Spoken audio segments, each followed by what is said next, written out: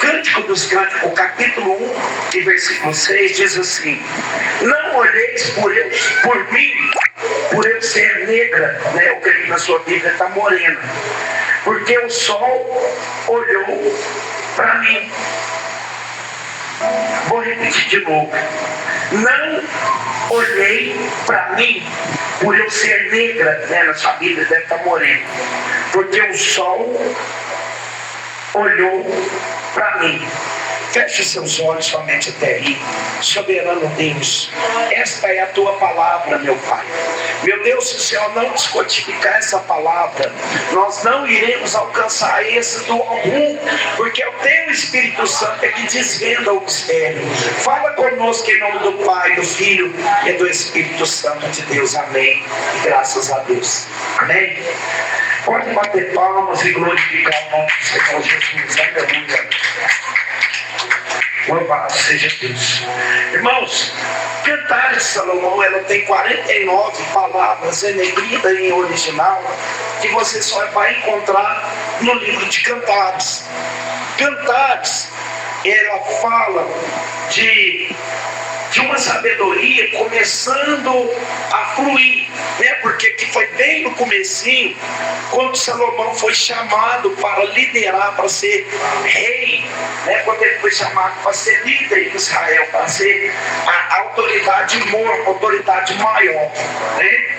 Então Salomão, ele tinha 3 etapas que se dividiam em 3 livros da vida dele.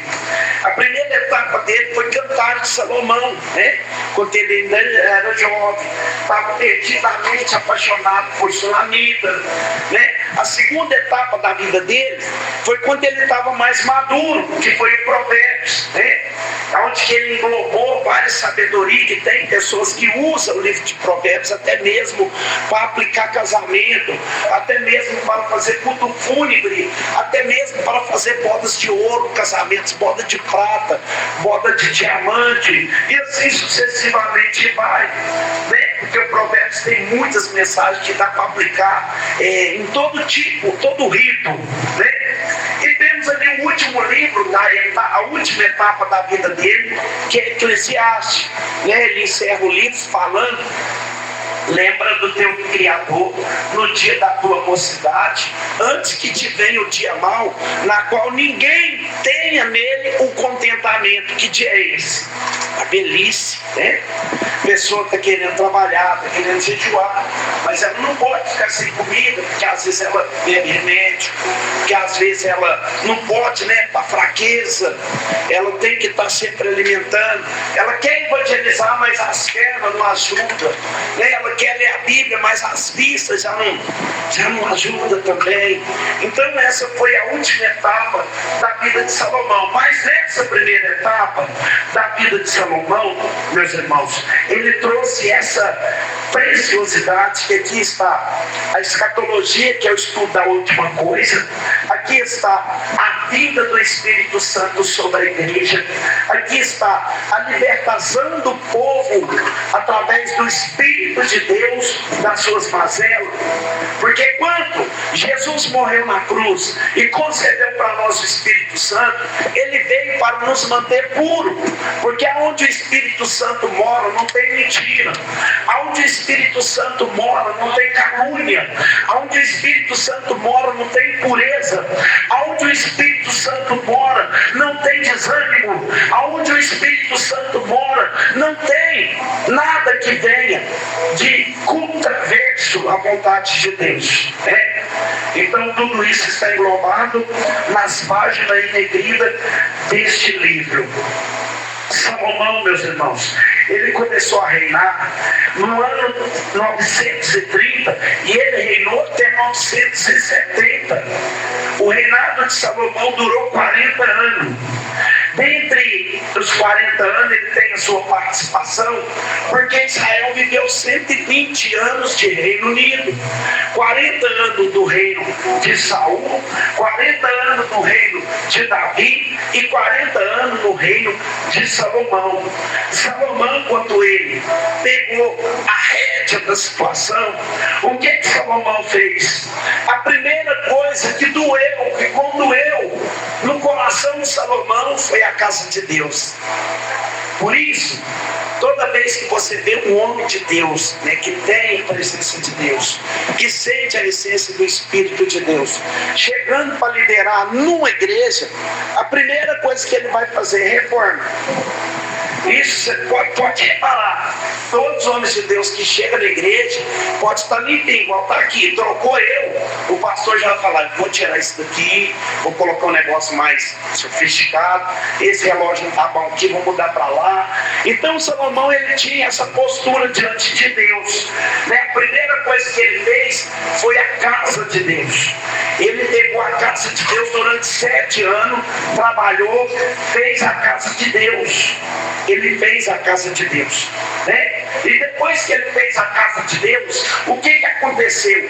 A glória de Deus, o poder do próprio Deus acendeu, meus irmãos, o holocausto. A irmã está passando mal?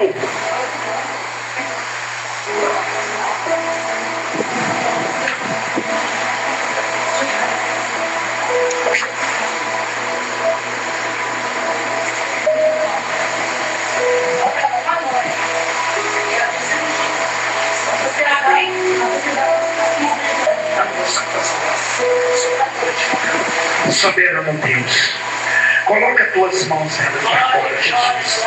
Meu Deus, ela é tua serva, meu Pai. Ajuda ela na recuperação dessa cicatrização. Que o Senhor coloca as tuas mãos, repreende, meu Pai, toda bactéria, Senhor. Repreende, Senhor, toda infecção.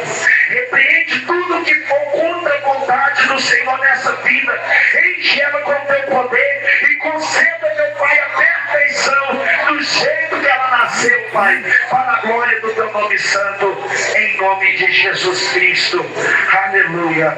E louvado seja Deus. Então, meus irmãos, Salomão, ele começou pela casa de Deus.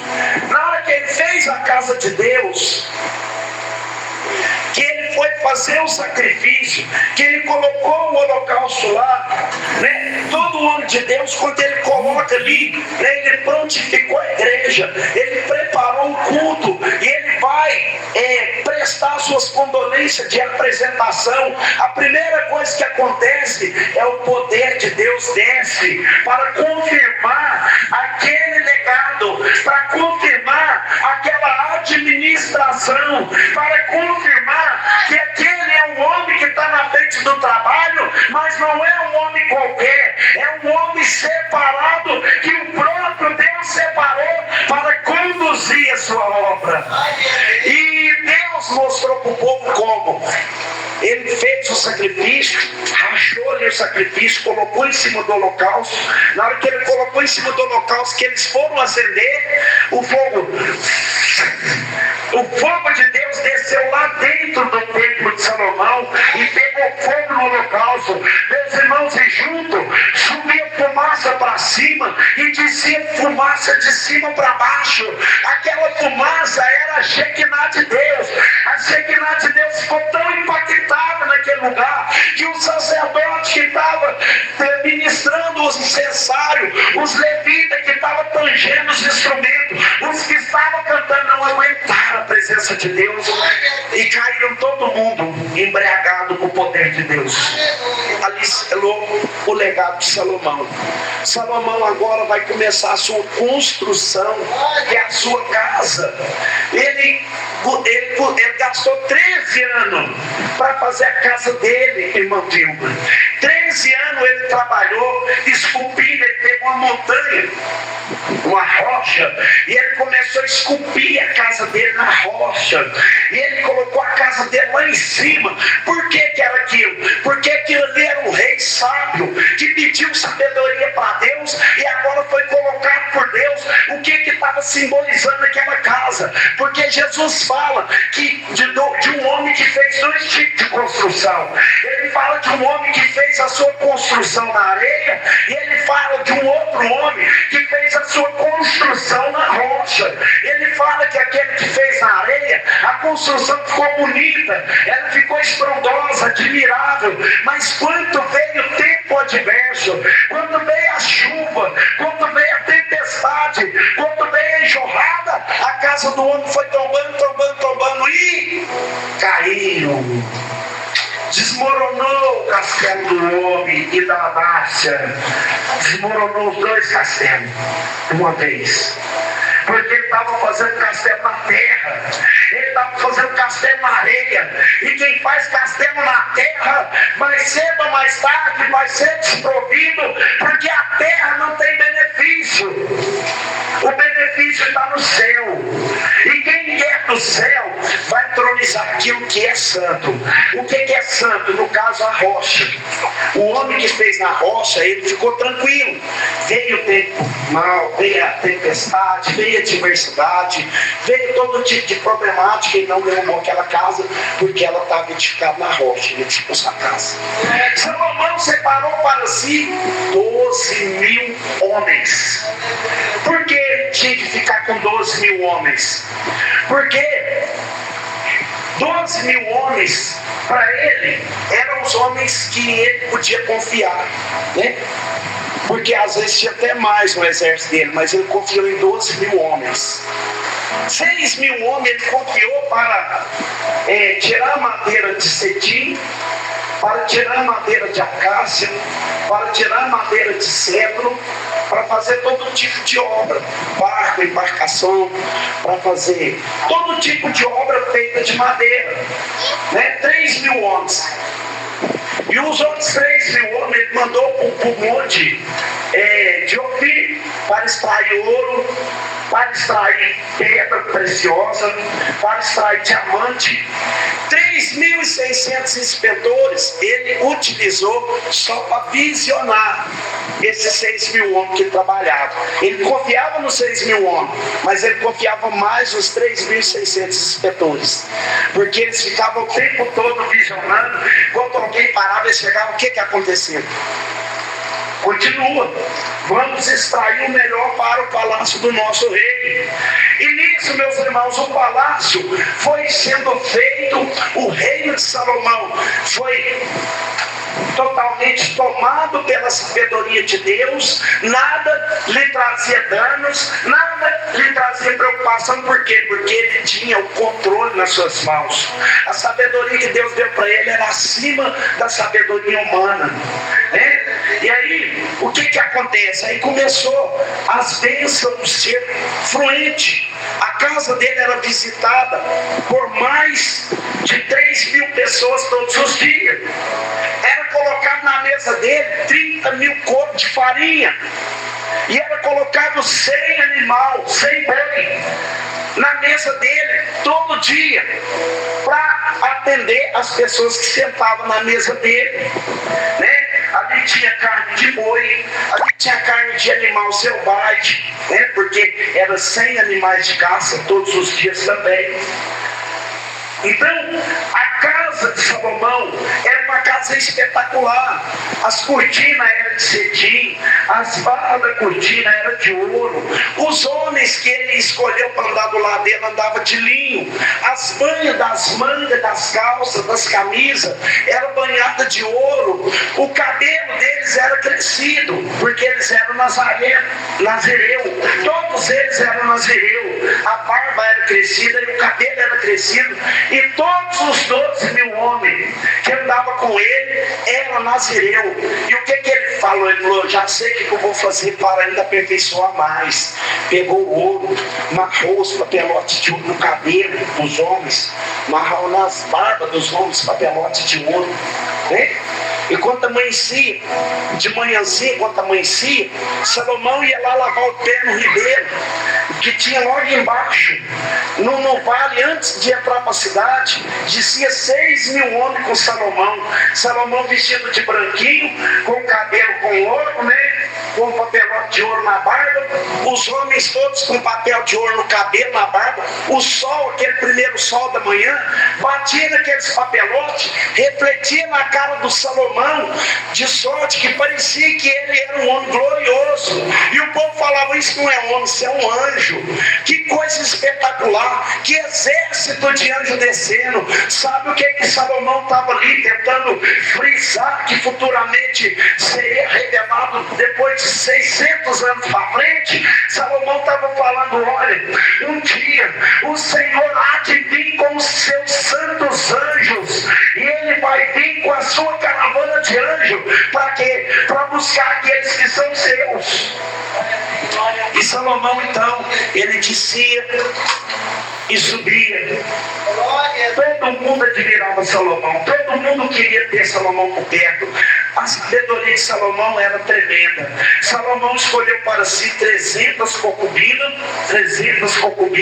e 700 princesas, ou seja, 700 concubinas, 700 princesas e 300 concubinas. E essas 300 e 700 mulheres, que se totalizaram em 1000, cada uma era de um reino. Olha que sabedoria. Por um lado foi bom, mas por outro lado foi ruim, né? Se ele tivesse usado a mente, ele não teria se corrompido, né? Então cada mulher daquela era de um reino. E o reino que era aquela mulher tinha um casamento. Na época o casamento dava legalização para a pessoa portar e exportar. Se houvesse uma guerra contra aquele país, então o país dessa mulher, uma única mulher, tinha que mandar o exército. O país dessa outra única mulher, então dizer, ele tinha aliança com 1000 países. Então quer dizer, ele tinha aliança com 1000 exércitos. Ai meu Deus, quem vai mexer com um homem desse, que tem tanta aliança desse jeito? Sabe o que Salomão está querendo nos mostrar? Que quando nós somos fidelizados com a aliança que nós fizemos, nós temos parceria com os céus, nós temos parceria com o exército de Deus. E quando nós temos o exército de Deus, quando nós temos Deus do nosso lado, meus irmãos, não adianta Satanás se levantar no nosso caminho, que ele cai. Sabe por que ele cai? Porque é maior que está conosco do que o que está com eles. E Salomão então, ele um certo dia, eu vou acelerar, num certo dia ele chegou na sua consciência que ele deveria fazer algo mais sábio. E ele tirou a roupa de rei e vestiu a roupa de pastor de ovelha. E ele deixou todos os seus súditos, né, que andavam com ele, e desceu fazendo um envolve particular dentro da cidade, perguntando de casa em casa, né, quem era conhecedor do rei Salomão, se estava faltando algo da parte do rei, se o rei era um rei bom, se ele exercia um bom reinado, se ele fazia uma coisa que beneficiava todo mundo, se ele era um rei atencionado, se ele era um rei que tinha aliança com Deus. Quem conhecia a aliança que ele tinha com Deus, todo mundo falava. O rei Salomão, ele fez o templo, na hora que ele abriu a boca, a glória desceu. O homem é de Deus mesmo. Em termos de homem de Deus, nós temos um homem de Deus na administração do nosso país. Agora, na agronomia, Salomão domina as lavouras, todos estão fluindo, todos estão dando certinho, porque ele tem sabedoria, ele tem dinheiro e ele conhece de causa. Porque Salomão conhecia de botânica, Salomão conhecia de agricultura, Salomão conhecia de agronomia, Salomão conhecia de astrologia, Salomão conhecia de ciência, Salomão conhecia de anatomia, que é do corpo humano.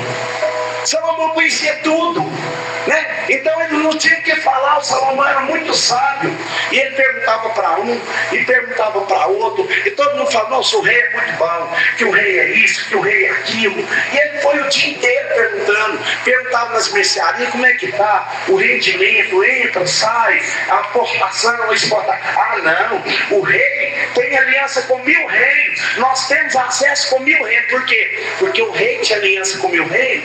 Então os moradores da cidade também podiam fazer uso desse benefício, né? Os comerciantes podiam portar e exportar para 1000 reinos. Todo mundo ganhava, todo mundo rendia, todo mundo tinha dinheiro, todo mundo era rico, todo mundo tinha um carro para andar, todo mundo tinha um cavalo para andar, carro de cavalo, né? Então o que aconteceu?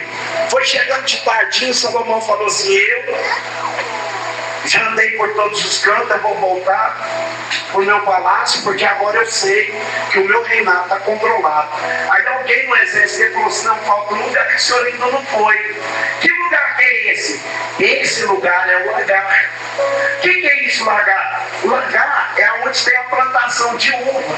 Então, mas o que tem lá? Nessa hora não tem ninguém trabalhando para o senhor para enganar.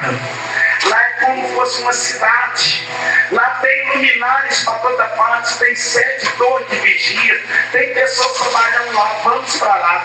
Então vamos para lá. Lá vai a caravana de Salomão para o lagar. E na hora que ele vai entrando no lagar, ele já viu 7 torres de vigia, os 7 soldados na torre, tudo de branquinho. Ele já levantou a lança e falou: alto lá, pastor de ovelha. E ele parou, alto lá, ele parou. Né? Aí, alto lá. Quem é você? Não, eu vim para conhecer a beleza do grande rei. Eu fiquei sabendo que ele é muito sábio. Eu queria só ver o que tem aí dentro. Aí ele: pode entrar então, pastor de ovelha. Sendo assim, vem apreciar a beleza do nosso rei. E ele entrou e ele está olhando. E as mulheres passando uva, pisando as uvas ali. Tudo de branquinho, pisando nas uvas. De maneira que elas pisavam nas uvas, assim, as roupas todas brancas. Salomão pegou e falou assim: meu Deus, que coisa impressionante. Porque pelo certo era para estar manchado de uva, né? A vestimenta. Mas estava branca, né? E ele pegou e endereçou uma que estava mais próxima. E era quem? Era justamente a sunamita. E ele virou e falou assim: moça, me responde um segredo. Ela falou assim: sim, eu te respondo, mas não olhei por eu ser moreno, porque o sol do deserto abrasou sobre mim. Não entendo isso, tranquilo, mas me responde um segredo.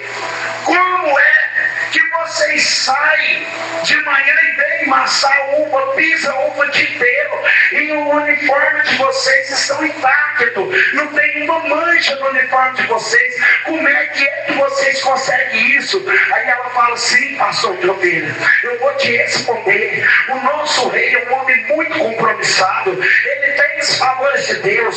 Deus fala com ele. Deus prospera ele. Deus manifesta no nosso país. Não falta nada para nós. Então nós temos que andar do jeito que ele quer. Toda vez que nós notemos que a nossa mancha está manchando a nossa vestimenta, aí a gente olha assim, vê uma cachoeira de água, a gente vai lá, a gente vai banhando e a gente vai limpando a nossa vestimenta, porque ele não quer que nós sujemos a nossa roupa. Sabe o que Jesus está falando aqui? Tem uma cachoeira da graça ainda aberta para nós. Se alguém sujar a roupa no percurso dessa caminhada, nós temos acesso nessa limpeza. A limpeza, que é a cachoeira de poder, ainda nos purifica. A cachoeira de Deus ainda limpa nossas vestes. Aí Salomão falou no livro de Eclesiastes, se não me falha a memória, 7, verso 13 ou 9: em todo o tempo seja alva suas vestimentas, e nunca deixe que falte o óleo sobre a sua cabeça. Vestimenta fala de prática da justiça, óleo na cabeça fala de unção. No mesmo tempo que nós somos justos, nós temos que ter acesso com Deus, nós temos que ter unção de Deus na nossa vida. E aí a moça, ele perguntou para a moça: moça, eu vou te perguntar mais uma coisa, me responde mais um segredo. Ela responde: sim, pastor de ovelha. O que é? Escuta aqui, para que essas 7 torres de vigília? Para quê? Está cercadinho, para quê? Não, porque o nosso rei é um homem importante, ele não fica visitando assim. O nosso rei, ele não vai nos lugares assim de uma hora para outra, né? Ele vai uma vez só, né? É muito difícil você ver o rei. Ninguém tem acesso com o rei, não. Ninguém tem acesso com o rei. Se um dia o rei vir cá, aí vai tocar uma após uma as trombetas das 7 torres, avisando que o rei está voltando. Ou seja, Jesus vai voltar. Jesus vai voltar. Olha, Salomão subiu 6 degraus de ouro e assentou no trono. Jesus subiu até o céu e assentou à destra de Deus. Salomão é grande, mas Jesus é maior. Aleluia. O livro de Mateus, capítulo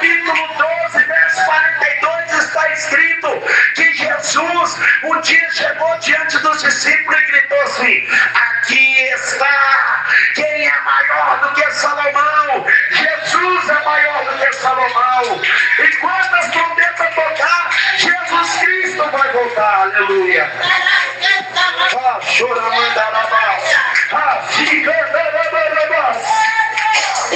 Aleluia, Jesus. Aleluia. Aí ele, então tá. Já vi tudo que eu tinha que vir. Muito obrigado por ter me desvendado o segredo. E ele vai saindo. E a moça fala assim: moço, espera aí um tiquinho. Pai, o senhor chegou aqui como pastor de ovelha, mas eu estou notando uma coisa no senhor. Pode falar. O senhor não é pastor de ovelha, não. O senhor tem tipo de rei. O senhor é rei de algum reino? De qual reino que o senhor é rei? Fala aí. Pode falar, eu te contei o meu segredo, agora conta o seu. Você é rei de algum lugar? Aí ele vira e fala assim: escuta. Ele já ia sair na caravana, já tinha até saído. Ele voltou para trás e falou assim: escuta, por causa que você conheceu, eu passei em Israel, eu entrei nos parques, eu entrei nas mercearias, eu passei nas praças, eu fui em todo canto, ninguém notou. Por causa que você me notou, escute aqui, deixa eu te falar uma coisa. Ele foi abrindo a roupa de pastor de ovelha. Eu não sou pastor de ovelha, eu sou o seu rei. Eu sou o seu rei. Porque você me revelasse o segredo, eu vou te revelar um outro segredo. Eu vou lá para casa que meu pai preparou para mim, mas eu vou preparar a morada. E quando eu voltar aqui, eu vou te buscar para levar para minha casa.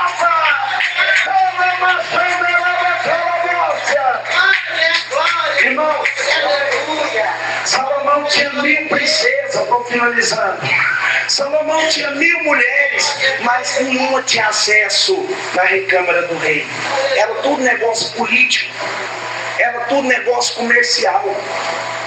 Salomão, ele não tinha uma pessoa que ficasse na recâmara dele, tomando conta dos negócios dele quando ele saía, assim como nós temos as nossas esposas. Ele não tinha. Essas esposas eram negócio comercial. Jesus tem mais de 1 milhão de igrejas. Tem mais de 1 milhão de igrejas que falam o nome de Jesus, que prega Jesus e que fala que Jesus vai voltar e que fala que vão com Jesus. Mas Jesus só tem uma igreja. Porque tem mais de milhões de igrejas que não conhecem Jesus.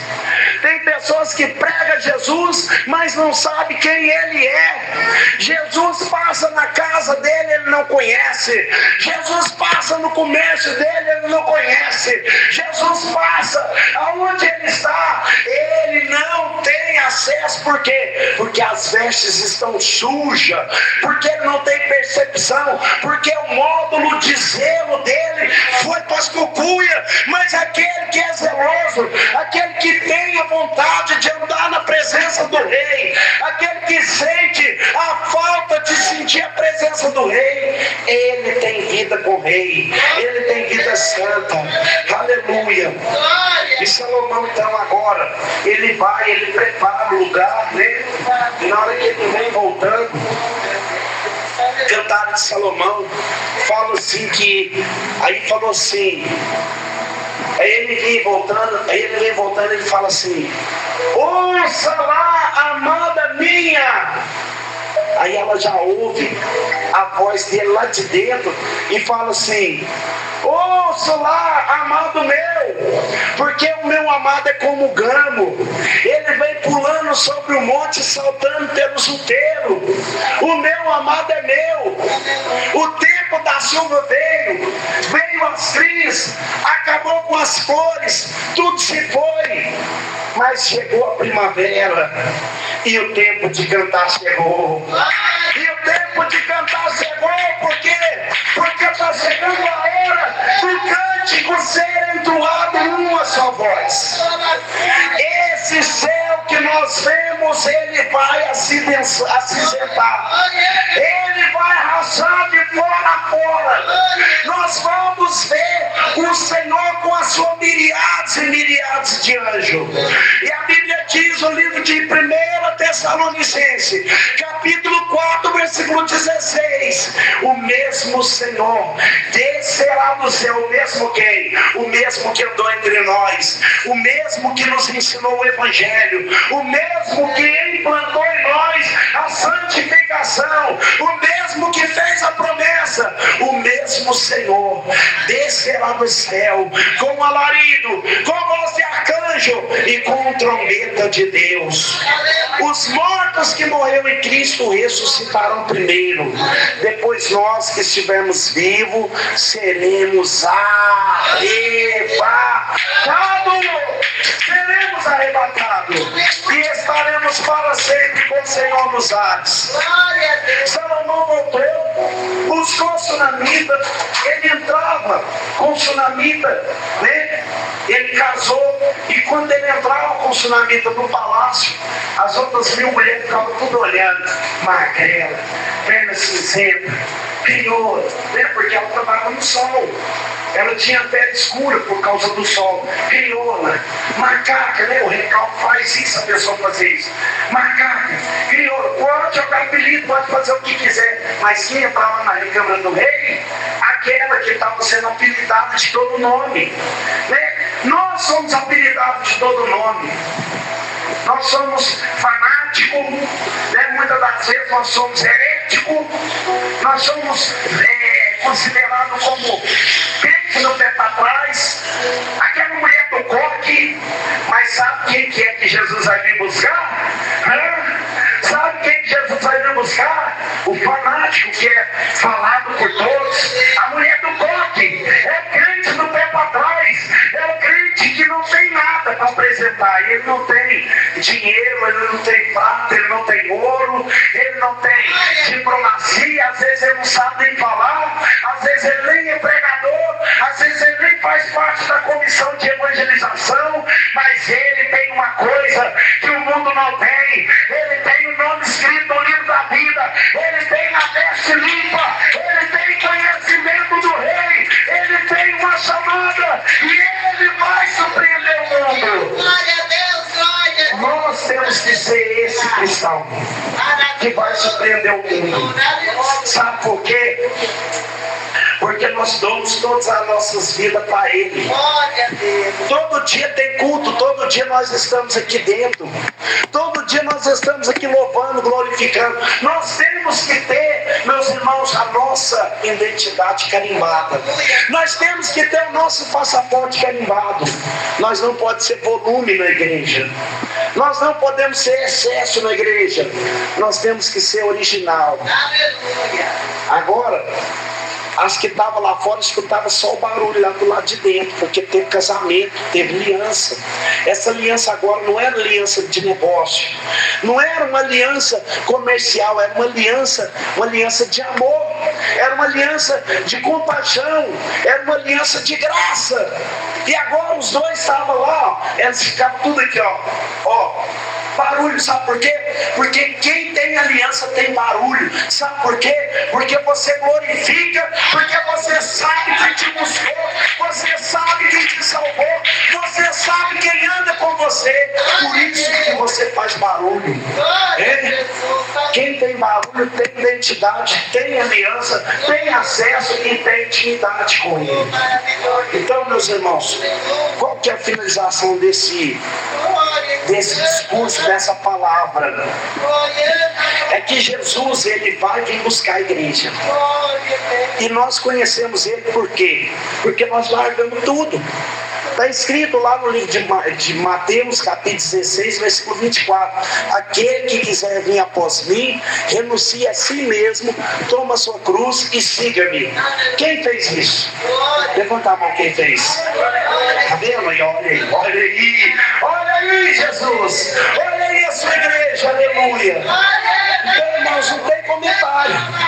Isso aí já é tudo que nós precisamos. Aleluia, Jesus. É só isso que o Senhor quer saber. Só isso. Isso nos faz diferente dos outros.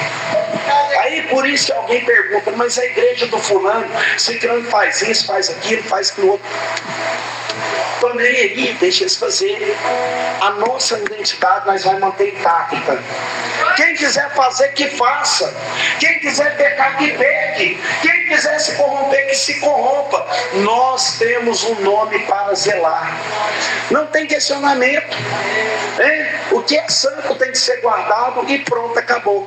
Amém? As nossas vestes não podem se contaminar. Amém, meus irmãos? Essa foi a palavra que o Senhor deu para mostrar, né? Sulamita era uma mulher, só que agora Cristo está falando com a igreja. Nessa noite a palavra de Deus não foi para Sulamita, foi para você, foi para você, foi para mim, que somos noiva. Sabe por que nós somos noiva? Porque nós estamos no processo do noivado. E toda noiva que preza o seu esposo, que futuramente será esposo, ela se mantém imune daquilo que desagrada a ele, né? Só que um dia vai acontecer o casamento. E esse dia está chegando. Nós vamos pular do estágio de noiva para esposa. E a festa, sabe onde vai ser? Lá na boda do Cordeiro. Nós vamos festejar com ele. Quem vai estar nessa festa, diga glória a Deus. Põe toda a igreja de pé, para nós já estar orando a Deus, agradecendo por essa palavra.